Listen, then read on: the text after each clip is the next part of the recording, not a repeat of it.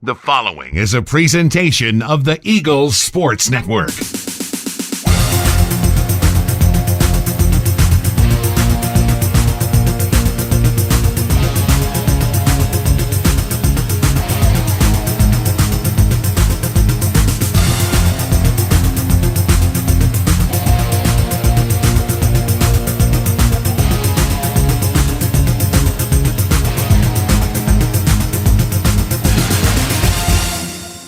Hello and welcome into week 4 of the Mike Clowney Show. I'm the voice of the Eagles, Adam Cavalier, alongside Carson-Newman head football coach Mike Clowney as Carson-Newman falls on the road to 18th ranked Lenoir-Rhyne by a final score of 34-13. Mike, some things to like from this game, and obviously we haven't had the benefit of film study to break this down, or a sleep even, so bear that in mind as you watch this.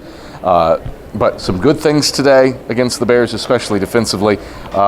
Some steps backward against the Bears, especially offensively. What did you see from your team today? I think I'll start offensively. The thing that we weren't able to do was, we bragged last couple of weeks about, being able to run the football, hard-nosed, downhill running game, kind of keep the chains moving, keep the clock rolling, and that was something that, we had a couple things hit in spurts today, but we weren't able to do that consistently.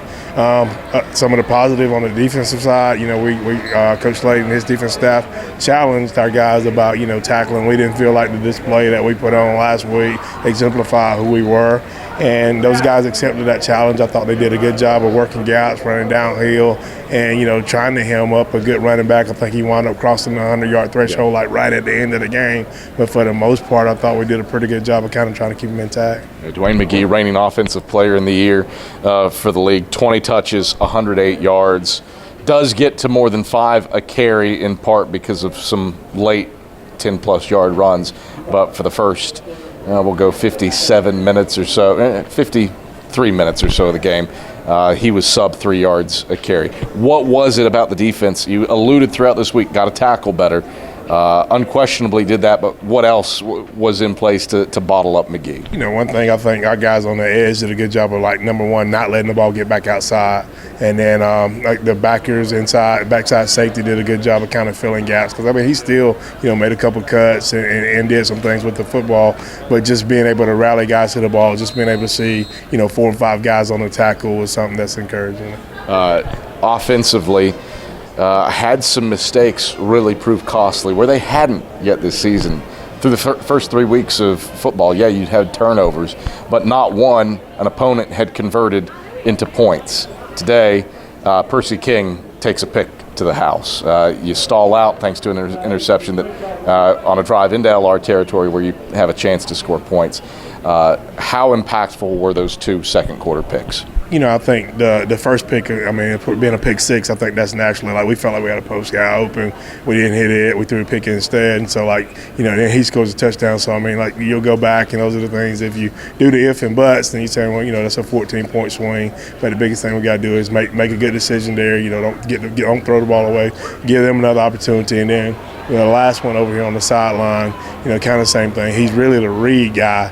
And so if he's outside, we probably should throw the ball back inside right there. Whatever reason, we kind of still hinge it outside and stop a drive that we felt like we were about in position to be able to put points on the board.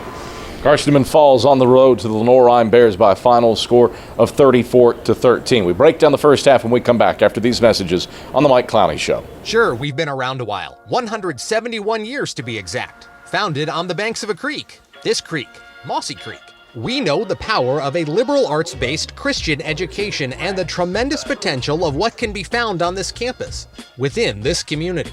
We are found here and here and here and here and also here in the classroom, on the field. We are adventurers, dreamers, believers, passionate and compassionate, curious and clever, driven by a common purpose towards a common goal. We are family on a journey of discovery. I found my passion. I found my calling. I found family. I found a way to lead. I found a place to call my own. I found purpose. There's something for everyone. We are Carson-Newman.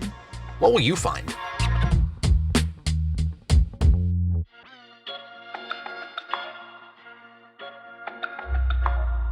All right, back on the Mike Clowney Show. Carson-Newman falls on the road to the 18th ranked team in the country, and the Lenoir-Rhyne Bears by a final score of 34-13. Mike, for a fourth straight week, you win the toss. Much like week one, you elected to defer and force a 3-and-out. 1 of 5 on the day that your defense generates against the Bears. You'd taken the ball the last 2 weeks. Why the change? I felt like defensively we could get some stops, and so that's where we felt like, you look the last couple of weeks, one thing we lead the game talking about field position to start the game, so just do something different. So I mean we decided to play defense. We get a stop early, get a short field, and be able to go down and score. Ends in a Nate Kraft field goal.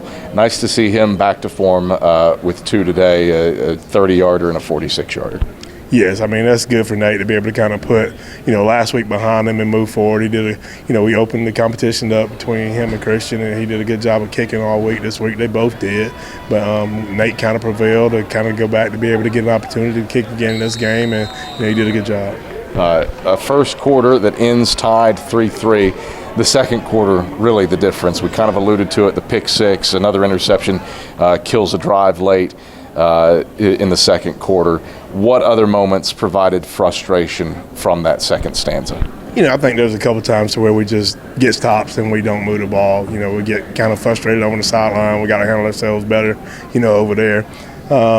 And then, I think late in the game, I can't remember exactly which touchdown it was, but we're kind of still in there, and with the long run pops down here, and we wind up getting up a score. But I think the biggest thing for all of that wound up being early on, the critical third downs. I think they were 5 of 12 or something like that. So the numbers, us and them were really close. But the problem was they're third and longs, and you want to make sure that you can get off the field. What we allowed them to do is kind of continue to move the football to put themselves in scoring position. You look at that first half. You're down 20-3 headed into the break. What'd you tell your team in the halftime locker room? I thought that, we still with the interception, there's 7 that we feel like we kind of handed them. I think for us is just keep swinging, go back out and keep swinging. And I think I'm trying to remember exactly what happened when we came back out. We come back out. You got a 3-and-out. Got a 3-and-out, and then field goal, then 3-and-out defensively. And so, you're starting to kind of get the same vibe that we had at the beginning of the game, but we've got to be consistent. We got to carry that through the game. It just can't, it has to continue to happen. And like we talk about all the time, those field goals, there are points in time we got to put 7 points on the board. Carson-Newman trailed at the halftime break to Lenoir-Rhyne 20-3, and here are those first half highlights. Opposite look, 5 wide. White all by his lonesome in the gun. Man in motion into the backfield is Parsons. They'll throw the screen, Lester. They'll throw the screen his way right side. Major Williams knocks the football out of his hands. It bounces out of bounds. Forward progress. Where is he? This is where Carson-Newman has struggled defensively on third downs. White out of the gun, pressured up the middle. He's overwhelmed. He's to the turf. A sack for Ja'Cory Long, steaming his way through the middle of the line. Drops White back at the 17-yard line. A loss of 11. How about the Eagle defense? 3-and-out on the Eagles, trying to avoid it on their first possession. Corbin in the gun, King to his left. Snap back to Corbin at the waist, 3-step drop. Throws, left sideline, Meeks goes up, hauls it in, first down yardage in Bear territory at the 35. Brown makes the stop, but Meeks beats him to the ball and flips field to the LR 30. A gain of 27. Eagles trying to break open a scoreless game with 9:03 to play in the first quarter. Bradshaw snaps, Hyatt holds, Kraft kicks, plenty of length. It banks off the scoreboard, and it is good. So Carson-Newman strikes first. Nate Kraft powers through a 30-yard field goal, and after a 10-play drive, the Eagles on board 3-0 over the 18th-ranked 2nd and 3 for the Bears. Left hash at the Eagle 30. White under center, takes the snap, hands off McGee, bounces it left side. He will not get away from DeAndre Williams, who drags him down a yard in the backfield, back at the 31. There is the sure tackling that Carson-Newman missed last week against Limestone. -1. Medlin on for a 30-yard try from the right hash. Snap back, hold down, kick good, tie game. Dillard, the single setback. Play fake to him, White back to pass, has a man wide open. Left side of the field, complete, touchdown, Lenoir-Rhyne. Malik Simmons, the backup tight end, lost in the shuffle. And he totes it in from 25 yards out for his second catch of the season and his second touchdown of the season. Bears take the lead 9-3 with 14:10 to play. Back-to-back 3 and outs for Carson-Newman. 2nd and 9, Eagles left hash at their own 21. Corbin from the gun, 4-man rush, 3-step drop. Throws it right side. That is picked off. Read well by Percy King. King returning it left sideline. King will take it all the way in for 6. Touchdown, Bears. Ivan Corbin threw it right at Percy King at the 30-yard line, and he had a cadre of blockers along the left sideline to bring it back for 6. Snap good, hold good, kick is a line drive wobbler, but it splits the uprights and puts the Bears on top 20-3. That was the first half highlights. Eagles trailed Lenoir-Rhyne by a score of 20-3 at the halftime break. Mike Clowney defensively. I want to touch on it again. Tackling. That was your message throughout the week. Wrapping up, alligator rolling, whatever you want to call it. It was there today. Just how proud are you of this defense for making the adjustment after some coaching, I guess we'll call it, throughout the week? I'm super proud of them. In coaching, the biggest thing is just putting them in position to where they do it every day. Tackling's like one of those things, it can get redundant, every day at tackle, every day at practice, you tackle. But, the only way to get good at it is consistently do it. It's kind of, it can be hard at points in time, the culture of the game right now, but, it's something that you have to do. Second half, defensively, you never really lost luster until the tail end. Some big runs late from both Jadis Davis and Dwayne McGee. Was that just a matter of the game wearing things down? We had 1 or 2 guys get out of position. One long run on their side. He did a great job. Corner comes wide. He does a good job of hitting it real tight back inside and getting vertical. We get a couple guys on him after he gets about 10 yards, but we kind of let him to continue to spin and charn, which that gets frustrating because, you got a guy on him, let's minimize it and get him on the ground and go play ball again. But he's able to kind of turn it into a 20, 30-yard run. Carson-Newman falls on the road to the Lenoir-Rhyne Bears. Final score 34-13. Second half breakdown comes your way after this on the Mike Clowney Show. Tri-Light is proud to support Carson-Newman Athletics. We salute the student athletes who are working hard to make great things happen on the field, in the classroom, and in the world. It takes vision, commitment, and teamwork, qualities we share at Tri-Light. Our mission is to provide life-changing opportunities by building a world-class fiber broadband network. If you'd like to learn more, please visit trilight.net or call us at 833-847-0824. We love to cheer for our home teams, like the Eagles. It means more when we're rooting for the people we know. Did you know Tri-Light is your home team internet provider? We're right here in Jefferson City, serving the people we know with our ultra-fast, ultra-reliable fiber broadband network. And we'd love to serve you. Learn more at trilight.net or by calling 833-847-0824. Go Eagles! All right, back on the Mike Clowney Show. Carson-Newman falters in Moritz Stadium by a final score of 34-13 to the 18th ranked team in the country in the Lenoir-Rhyne Bears. Mike Clowney, Alonzo Houston all over the place, DeAndre Williams all over the place, Caleb Goins all over the place. In the backfield frequently. 8 tackles for loss against a Bear team that has become known for its offensive output. What enabled that push defensively? I think you mentioned those 3 guys are guys that's been playing this league for a long time, and so they understand the brevity of this game. It was important for them to be able to come out and compete. Lonzo and I talked about that earlier in the week. His big thing was making sure that we get started early and give ourselves a chance to compete to win. And you can see his emotion and energy in the game today, and it's something that we're super appreciative of. Obviously want to finish stronger. Did put together a drive late with some of the starters still out there for the Bears that Braxton Westfield catches his 16th career receiving touchdown to move into a tie for 5th on the all-time receiving touchdowns list with Tim Gaines. What'd you see from your offense finally finding some footing there at the tail end of the contest? It was good for them because, we challenged them before we go out there. This game isn't over. We've got to go out and be able to move the football. I think that's something that you want to make sure that you carry into, leaving this game is that capability is there. We just got to be determined enough to go do it every time.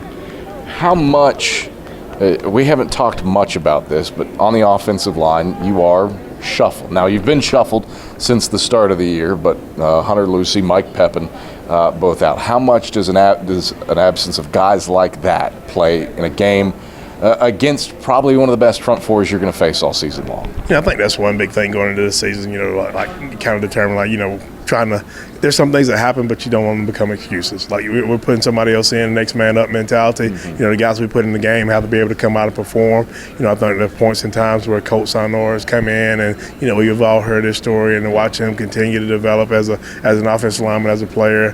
Ragland, Marshall, Christian Jones, Brian Doe up front. I thought all those guys have worked hard. Coach Ray's done a good job of pushing them every single week to try to be the thing that determines our wins and losses. And, we'll continue to challenge them, but I thought they had their hands full today. But we got to make sure we keep getting better there. We got to keep pushing and driving to get done when we need to get done. All right. The level of difficulty certainly doesn't drop off. Newberry has always been known for their defense, probably more so than their offense under Coach Todd Knight. That's not to take anything away from Dre Harris and Mario Anderson and that company. But how does a game like today against a quality defensive front prepare your team for what is to come 7 days from now? The competition continues to get better. The biggest thing we got to do is we got to continue to get better. So once again, we can't go and really focus a whole lot on Newberry. We've got to make sure that we come out, play with great effort, great determination, and give ourselves a chance to win the game. What is the thing to do, especially offensively? Obviously talking about tackling and cleaning up miscues in the special teams that you addressed over the last 7 days. What's that for the offense moving into Newberry? We've got to continue to do a good job of banging back and forth with our answers, making sure we respond quickly to what the defense is giving us. And then at the same time, we've got to make sure we control the line of scrimmage. We've got to block on the perimeter, and we've got to hit people when they're open. Carson-Newman falls on the road to the Lenoir-Rhyne Bears' final score against the 18th ranked team in the country, 34-13. And here are the second half highlights. Try it again from 46. Bradshaw snap back, the hold down, Kraft's kick distance. Does it have the line? It does. Nate Kraft, good from 46. And Carson-Newman pulls within 2 touchdowns. 11:07 to play in the third quarter. It's Lenoir-Rhyne 20. Lenoir-Rhyne right hash at their own 27. Pistol handoff goes McGee. McGee is slung down in the backfield. Elite form tackle by Frank Lee. And DeAndre Williams. Eagles stop him for a loss of 1 in the backfield. Back at the 26. Third down, 9 to go. 2nd and 5. Corbin, play fake, going to throw the long ball. Waters, right side. Waters hauls that in. Great grab at midfield along the right sideline. And McIver slings him out of bounds in Bear territory down at the 48-yard line. Corbin, speed option left. Pitches to King. King will drive along the left sideline. First down yardage and more. King in a foot race. He's caught from behind inside the 25. Tripped up by Sage Lee down at the 20. Fourth quarter. Drive has taken 4 minutes of game time for the Eagles, down by 28. Corbin takes the shotgun snap, throws the fade, left side, Westfield. Westfield got it in his hands, and it's complete. Touchdown, Carson-Newman. Braxton Westfield wins the battle with McIver and has his 16th career receiving touchdown, tied for 5th all-time with Tim Gaines. Those are the second half highlights. When we return on the Mike Clowney Show, it's time for Talent Talk. That's after this.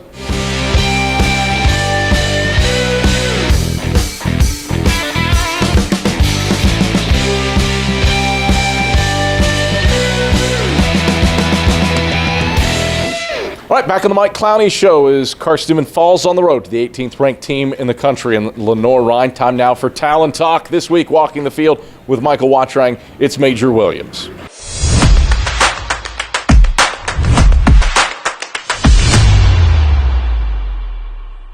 Hey everybody, and welcome to the latest edition of Talent Talk. Pleased to be joined by safety Major Williams. Setter takes, gives straight ahead. He's hitting the end zone, wiggling his way forward. He's caught. Safety. Major Williams into the backfield. Major, thanks for taking some time. Let's get to our walking here. Let's start off with your high school playing days. What was Major Williams like as a football player in high school? Major Williams was a tall, lanky cornerback receiver, very athletic, can run, 3 sports, track, football, and basketball. And I could cover well in the back end. I can catch some passes deep. And one thing about me is I could just go up and grab the ball. That was just my thing.